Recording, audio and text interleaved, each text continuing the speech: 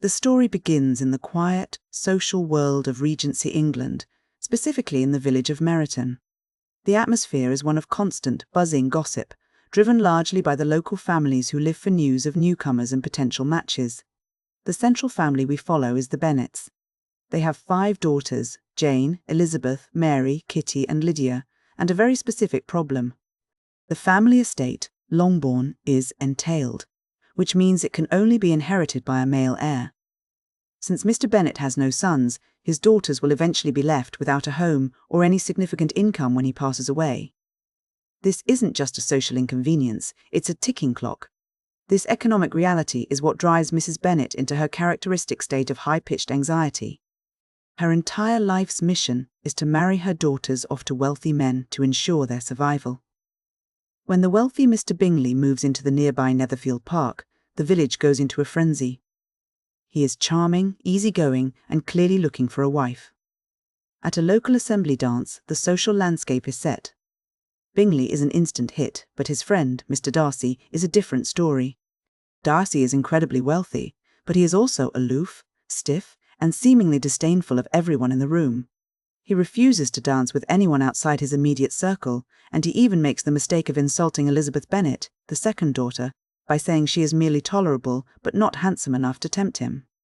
Elizabeth, who is witty, spirited, and prides herself on her ability to read people, takes this as a personal affront. She decides right then and there that Darcy is the most arrogant man she has ever met. This is the prejudice that gives the book its title. As the season progresses, the lines between the families begin to blur. Jane, the eldest Bennet sister, is beautiful and kind-hearted, and she quickly falls for Mr. Bingley. However, their romance faces immediate obstacles.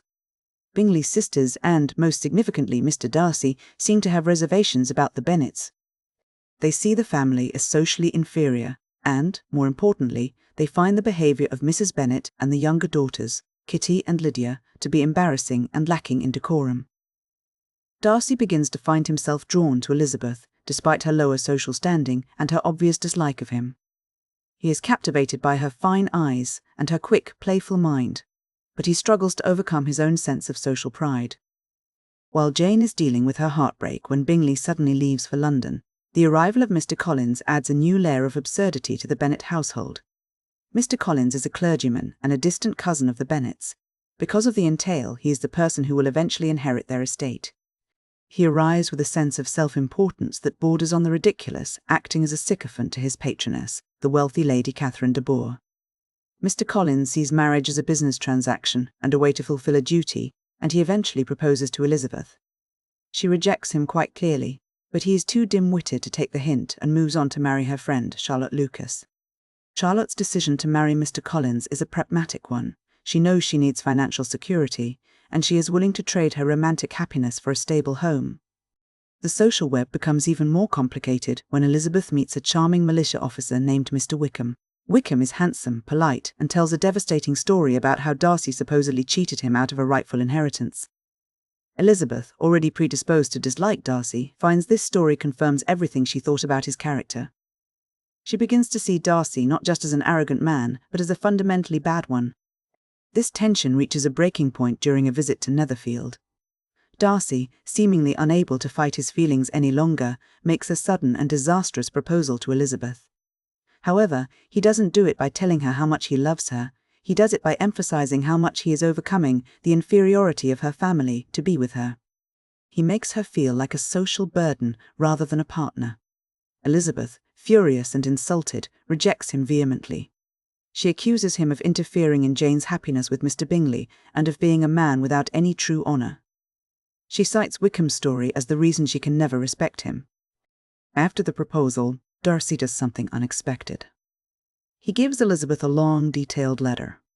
He doesn't ask her to read it, but she does, and the contents change her entire worldview. He explains that he didn't ruin Wickham's life. Rather, Wickham is a gambler and a predator who had been pursuing Darcy's sister Georgiana for her fortune. He also explains his involvement in Jane and Bingley's situation, revealing that he truly believed Jane was indifferent to Bingley and that a match would be a mistake for both families. As Elizabeth reads the letter, she experiences a profound moment of self-reproach.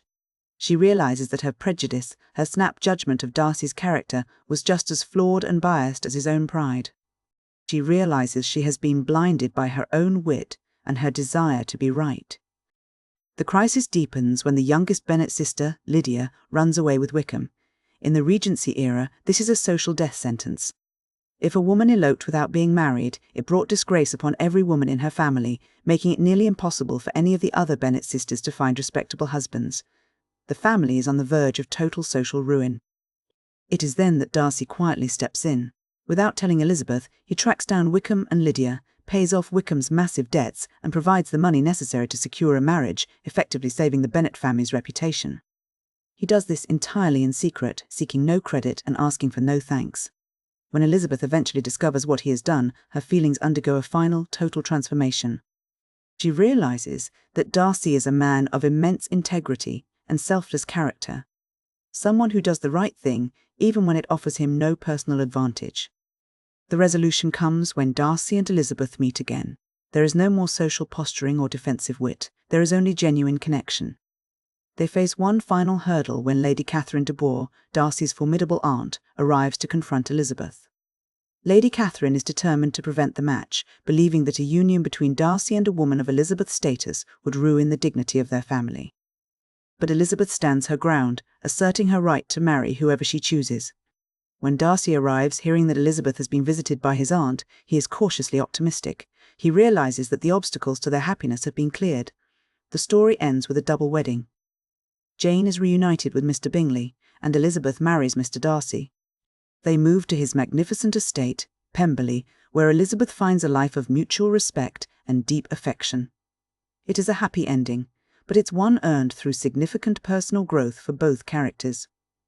When we look at why this story has endured for over 2 centuries, it's often because of the way Austen balances the humour of social manners with the very real, often harsh, economic realities of the time. The book is much more than a romance. It is an exploration of how social structures shape human behaviour. One of the most important themes is the distinction between appearance and reality. We see this clearly in the contrast between Wickham and Darcy. Wickham is the man who looks the part. He has the charm, the easy manners, and the pleasant conversation, but he lacks a moral centre. He is a man of surface. Darcy, on the other hand, is the man who looks the part of the villain. He is stiff, socially awkward, and often comes across as cold. But he possesses a deep, unwavering integrity. Elizabeth's journey is essentially the journey of learning to look past the surface. This leads directly into the dual themes of pride and prejudice. Darcy's struggle is with his pride, his belief that his social standing and his sense of propriety make him superior to those around him. Elizabeth's struggle is with her prejudice, her tendency to make quick, definitive judgments about people based on first impressions and the opinions of others. The novel suggests that both of these traits are barriers to true human connection.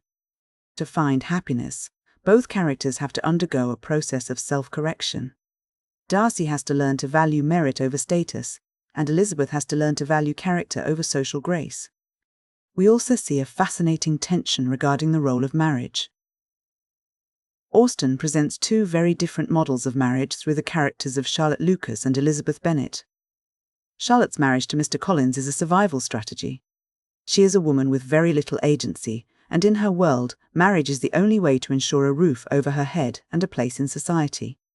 Her choice is pragmatic and, in many ways, quite tragic, but it is also a realistic reflection of the limited options available to women of her class.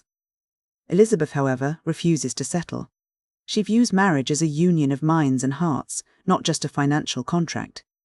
While Elizabeth's idealism is romantic, it's important to remember that she is also a person of some means, which gives her a small amount of breathing room that Charlotte does not have.